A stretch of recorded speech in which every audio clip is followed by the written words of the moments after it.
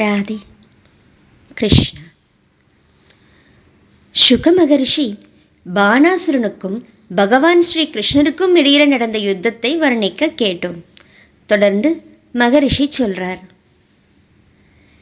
பரீட்சித், ஒரு சமயம் சாம்பன், பிரத்யும்னன், சாருபானு, கதன் முதலான யாதவகுமாரர்கள் நகரை அடுத்து இருந்த காட்டை சுத்தி பார்க்க போனாங்க. விளையாடின களைப்பால தாகம் மிகுந்து நீர் பருகிறதுக்காக நீரை தேடி அலைஞ்சவங்க ஒரு பாழும் கிணற்றுல அற்புதமான ஒரு ஓணானை பார்த்தாங்க. அவங்க மலை மாதிரியான அந்த ஓணானை பார்த்ததும் வியந்து போய் இறக்கப்பட்டு அதை வெளியே எடுக்க முயற்சி பண்ணினாங்க. அந்த அரசகுமாரர்கள் தோல் மற்றும் நூலாலான கயிறுகளால் அதை கட்டி வெளியே எடுக்க முயற்சி பண்ணினாங்க. ஆனால் முடியாமல் போக அதை பற்றி ஆர்வமாக ஸ்ரீகிருஷ்ணர்கிட்ட தெரிவித்தாங்க. உலகத்தை காத்து அருளற தாமரை கண்ணனான பகவான் ஸ்ரீகிருஷ்ணர் அங்கே வந்து அதை பார்த்து தன்னோட இடது கையால் விளையாட்ட அதை வெளியே எடுத்தார். உத்தம ஸ்லோகனான பகவான் ஸ்ரீகிருஷ்ணனோட கை பட்டதுமே அந்த ஓணான் தன்னோட வடிவத்தை நீக்கி உருக்கி வார்த்த தங்கம் மாதிரியான அழகான ஒளியோட அற்புதமான ஆடை அணிகள் தரித்த தேவனா மாறினது. மோட்சத்தையே கொடுக்கிறவரான பகவான் ஸ்ரீகிருஷ்ணர் ஓணானோட உருவத்தை அடைஞ்ச காரணத்தை உணர்ந்திருந்தாலும் உலகத்துக்கு வெளிப்படுத்த எண்ணி ஓணானான காரணத்தை கேட்டார். இவ்வளவு அழகான வடிவம் பெற்ற நீங்க யார்? பெரும் புண்ணியம் பண்ணினவரே, நீங்க தேவனை நினைக்கிறேன். எந்த வினையோட பலனா இந்த நிலைக்கு ஆளானீங்க? இந்த நிலைக்கு நீங்க உகந்தவர் இல்லை. இதை பற்றி அறிய விரும்புகிறோம். எங்களுக்கு சொல்லலாம்னா தங்களை பற்றி விளக்கமாக சொல்லுங்க. பரீட்சித், எண்ணற்ற திருமேனிகளை உடைய ஸ்ரீ கிருஷ்ணர் இப்படி வினவ அந்த அரசர் சூரியன் மாதிரி ஒளி வீசுற தன்னோட கிரீடம் நிலத்தில் பட லக்ஷ்மிகாந்தனான மாதவனை வணங்கி சொன்னார். பிரபு, நான் இக்ஷ்வாக்கு மன்னனோட புதல்வன். என் பேர் நிருகன். கொடைவளர்கள் பற்றின வரலாற்றில் என்னை பற்றி கேள்விப்பட்டிருப்பீங்க. அத்தனை உயிரினங்களோட செயல்களுக்கும் சாட்சியா 3 காலத்தினாலேயும் ஆன்மஞானம் குன்றாம விளங்குற நீங்கள் அறியாததுன்னு ஒன்று இருக்கா? இருந்தாலும் தங்களோட ஆணையினால் சொல்கிறேன். பூமியில் எத்தனை மணல் துகள்கள் இருக்கோ, வானத்தில் எத்தனை நட்சத்திரங்கள் இருக்கோ, பூமியில் பெய்கிற மழையில் எத்தனை நீர்த்துளிகள் இருக்கோ அத்தனை பசுக்களை தானம் கொடுத்தேன். தானம் வழங்கின பசுக்கள் அத்தனையுமே அதிகம் பால் சுரக்கக்கூடியவை, இளம் வயதுள்ளவை, சாதுவானவை, அழகும் நற்சுழிகளும் கபில நிறமும் கொண்டவை, கொம்புல தங்கப்பூண்களும் குழம்புகளில் வெள்ளி சலங்கைகளும் பூண்டவை, அறநெறியில் பெறப்பட்டவை, பட்டாடையும் பூமாலையும் அணிஞ்சு அழகா விளங்குற அவற்றை கன்றுகளோட தானம் பண்ணினேன். என் பெருமானே, அந்த பசுக்களை என்கிட்ட தானம் பெற்றவங்க சிறப்புமிக்க அந்தணர்கள், இளைஞர்கள்.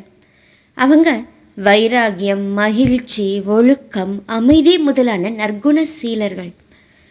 ஏழ்மையில் வாழற குடும்பத்தவங்க, உண்மை சொல்றதையே கொள்கையா உடையவங்க, செருக்கு அற்ற தவசீலர்கள், வேதம் போதினவங்க, சீடர்களுக்கு கல்வி செல்வத்தை வாரி வழங்குற வள்ளல்கள். நல்லொழுக்கமே அவங்களோட செல்வம். அப்படிப்பட்ட அவங்களை ஆடை ஆபரணங்களால் அலங்கரித்து பசுக்களை தானம் பண்ணினேன். பசுக்களை தவிர பூமி, தங்கம், வீடு, குதிரை, யானை, பணிப்பெண்களோட கன்னிகைகள், எள், வெள்ளி, படுக்கைகள், ஆடைகள், ரத்தினங்கள், வீட்டு உபகரணங்கள், ரதங்கள் இவற்றையும் வழங்கினேன். வேள்விகள் பண்ணினேன். குளம் வெட்டுறது, பள்ளிகள் அமைக்கிறது மாதிரியான சமுதாய நலன்களையும் செஞ்சேன். ஒரு சமயம் என்கிட்ட தானம் பெற்ற ஒரு சிறந்த அந்தணனோட பசு எப்படியோ தவறி என்னோட பசுக்கொட்டிலுக்குள்ளே கலந்து வந்துடுச்சு.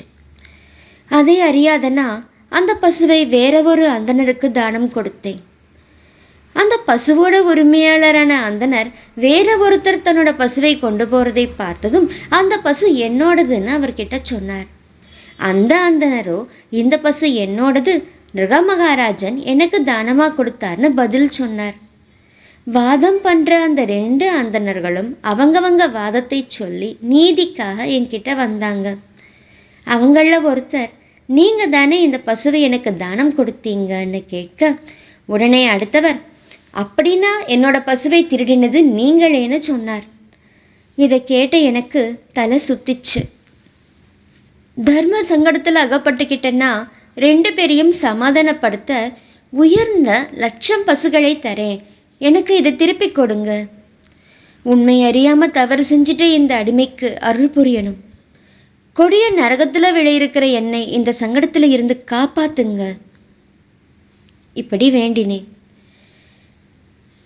அரசே, என்னோட பசுவை தவிர நான் வேற ஏற்றுக்க மாட்டேன். இப்படி சொல்லிட்டு பசுவோட உரிமையாளர் நகர்ந்துட்டார். தானம் பெற்றவரோ, இந்த பசுவை விட்டு நீங்கள் தரதா சொன்ன 1,00,000 பசுக்களை தவிர மேலும் 10,000 பசுக்கள் கொடுத்தாலும் எனக்கு வேண்டாம்னு சொல்லிட்டு போயிட்டார். தேவதேவனே, லோகநாதனே, இதுக்கிடையில் என்னை யமதூதர்கள் யமலோகத்துக்கு அழைச்சிட்டு போனாங்க. அங்கே என்னை தர்மராஜர் கேட்டார், அரசே, நீங்கள் முதல்ல பாவத்தோட பலனை அனுபவிக்கிறீங்களா இல்லை நல்வினை பயனையா?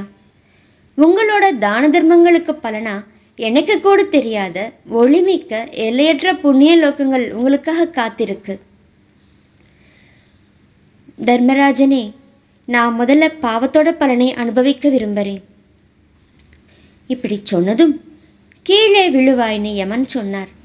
அதுக்குள்ள நான் ஓனானா மாறி விழுந்துட்டு இருக்கிறதை பார்த்தேன். கேசவா, அந்தணர்கள் கிட்ட பக்தியோட செல்வத்தை வாரி வழங்கி உங்க தரிசனத்தை வேண்டி நிற்கிற இந்த அடிமைக்கு முற்பிறவி நினைவு இன்றைக்கு வரைக்கும் கொஞ்சமும் குறையலை. யோக நிலையில ஆத்ம தரிசனம் பெற்றவங்க உபநிடதங்களில் சொன்ன மாதிரி பரமாத்மாவான தங்களை தங்களோட இதயத்தில் தியானிக்கிறாங்க. நீங்களோ புலன்களுக்கு அப்பாற்பட்டவர். உங்களோட தரிசனம் சம்சார துக்கம் அகலறப்பத்தான் கிடைக்கும். அப்படி இருக்கிறப்ப வினை பயனால கடும் துயரால அறிவிழந்து போன எனக்கும் தரிசனம் கொடுத்தீங்களே. விண்ணவர் வணங்குற தேவதேவனே, கண்ணுக்கு தெரிஞ்ச தெரியாத லோகத்தோட அத்தனை பிராணிகளுக்கும் தலைவனே, கோவிந்தா, புருஷோத்தமா, எல்லாரோட உள்ளத்திலையும் விளங்குற ஸ்ரீமன் நாராயணா, பொறி புலன்களுக்கும் அவற்றோட செயல்களுக்கும் நீங்க இல்லையா இயக்குனர்? அச்சுதா, அழிவற்ற நீங்க பக்தர்களை கைவிடாதவர். தங்களோட புகழ் எல்லையற்றது, எல்லாவற்றையும் தூய்மை செய்யக்கூடியது. பிரபு, தேவலோகத்துக்கு போகிற எனக்கு விடை கொடுங்க. நான் எந்த நிலையில இருந்தாலும் உங்க திருவடிகளையே என் மனசு பதிஞ்சிருக்க வரம் கொடுங்க.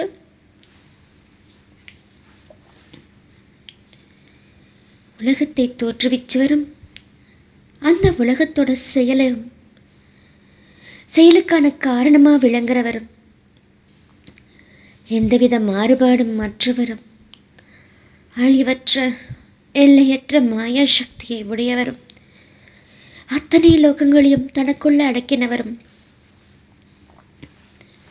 சச்சிதானந்தமயமா விளங்குறவரும் அஷ்டாங்க யோகத்தோட பலனை கொடுக்கிறவருமான தங்களை நான் திரும்ப திரும்ப வணங்குறேன். இப்படி துதிச்ச மன்னர் ஸ்ரீ கிருஷ்ணரை வலம் வந்து தலை திருவடிகளை தொட வணங்கி அனுமதி பெற்று மக்கள் பார்த்துக்கிட்டு இருக்கிறப்பவே உயர்ந்த விமானம் ஏறிப்போனார்.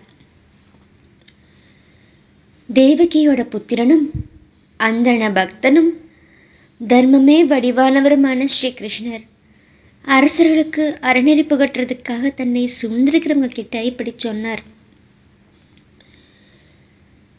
அக்னி மாதிரி திறன் மிக்கவனாயிருந்தாலும் கூட அந்தணரோட உடைமையை அது சிறிதளவாவே இருந்தாலும் நுகர்ந்திருப்பானா அதை அவனால் சிரிக்க முடியாது. அப்படி இருக்கிறப்ப தன்னையே தலைவனா நினைச்சு திமிர் கொண்ட அரசனால அதை ஜீரணிக்க முடியாதுங்கிறதை சொல்லணுமா என்ன? ஆலகால விஷத்தை நான் விஷமா கருதல. அதோட வலிமையை மாற்றுறதுக்கு மருந்து இருக்கு. ஆனா அந்தனரோட செல்வத்தையே பெரும் விஷம்னு சொல்லுவாங்க. ஏன்னா உலகத்துல அதுக்கு மாற்று மருந்து எதுவுமே இல்லை. விஷம் உண்டவனை மட்டும்தான் அழிக்கும். நெருப்பு நீரால தணியும். அந்தனரோட உடைமை பொருள்ங்கிறது அரணியை கடைஞ்செடுத்த பெரு நெருப்பு. அது குலத்தை வேரோட எரிச்சிடும். அறியாமையால அனுமதி பெறாம அனுபவிக்கப்படுற அந்தனனோட சொத்து 3 தலைமுறை வரை தான் அளிக்கும். ஆனா பலாத்காரமா பறிக்கப்பட்டு அனுபவிக்கப்பட்டா அது நம் தகப்பனார் முதல் முன் 10 முன்னோர்களோட தலைமுறைகளையும் நம் மகன் முதல் பின் 10 தலைமுறைகளையும் அளிக்கும். அரச செல்வச் செருக்கால அறிவிழந்து சிறுபிள்ளைத்தனமா அந்தனோட செல்வத்தை தன்னுடையதா ஆக்கிக்க நினைக்கிற அரசர்கள் நரக வழியில தங்களை இட்டுட்டு போறாங்க. உண்மையில அறிஞ்சே நரகத்துல தான் விழறதை அவங்க உணர்றதில்லை.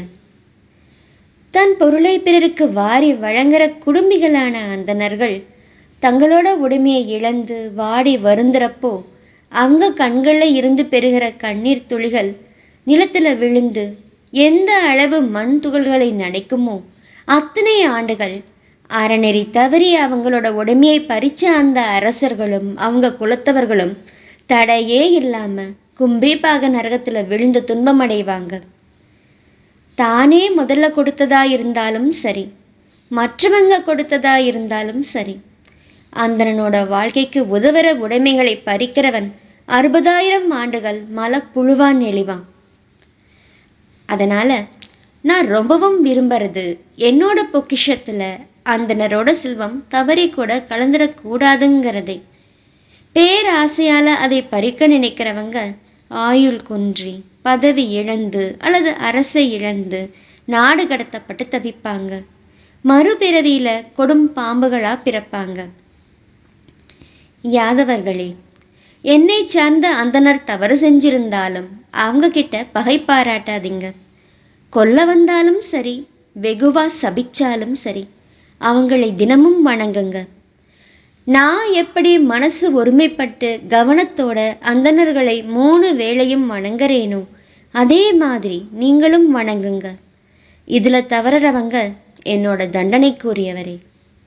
அந்தணர்களோட பொருள் பறிக்கப்பட்டா பறிக்கிறவன் அதை அறியாமலேயே செஞ்சிருந்தாலும் கீழ்நிலை அடையறான். அறியாமலேயே நிருகன் செஞ்சிருந்தாலும் அந்தணனோட பசு அவரை கீழ்நிலைக்கு தள்ளிச்சு இல்லையா? பரீட்சித், மோட்சத்தை கொடுக்கிறவரும் அகில லோகத்தையும் தூய்மைப்படுத்துறவருமான ஸ்ரீகிருஷ்ணர் துவாரகாவாசிகளுக்கு இப்படி அறிவுரை சொல்லி தன்னோட திருமாளிகைக்கு போனார்.